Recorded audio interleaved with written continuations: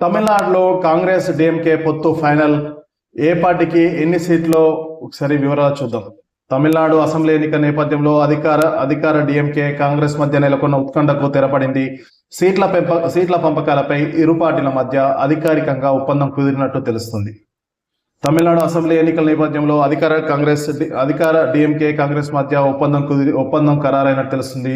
బుధవారం ఉదయం కాంగ్రెస్ అధ్యక్షుడు మల్లికార్జున ఖార్గే తమిళనాడు ముఖ్యమంత్రి ఎంకే స్టాలిన్తో ఫోన్ ద్వారా చర్చలు జరిపి తుది నిర్ణయం తీసుకున్నారు. ఈ ఒప్పందం ప్రకారం కాంగ్రెస్ పార్టీకి 28 అసెంబ్లీ స్థానాలు కేటాయించారు. తొలుత కాంగ్రెస్ 35 సీట్లు కావాలని పట్టుబట్టగా డిఎంకే మాత్రం 25 కంటే ఎక్కువ ఇచ్చేది లేదని స్పష్టం చేసింది. దీనివల్ల గత కొద్ది రోజులుగా ఇరు పార్టీల మధ్య ప్రతిష్టంభన కొనసాగింది. అయితే ఖర్గే నేరుగా స్టాలిన్తో మాట్లాడి ఈ సందిగ్ధను తొలగించారు.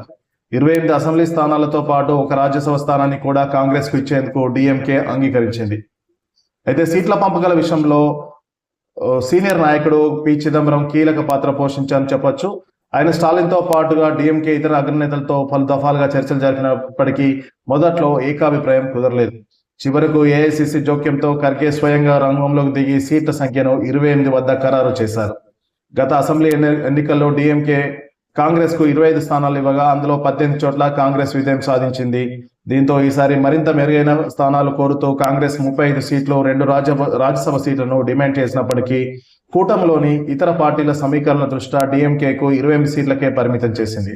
ఈ వ్యూహాత్మక నిర్ణయంతో తమిళనాడు ఎన్నికల బరిలో విపక్షాల కంటే ముందే అధికారిక కూటమి తమ సీట్ల పంపకాలను పూర్తి చేసి ప్రచారానికి సిద్ధమవుతుంది. దీనిపై త్వరలోనే ఉమ్మడి విలేకరుల సమావేశం ద్వారా అధికారిక ప్రకటన వెలువడనుంది.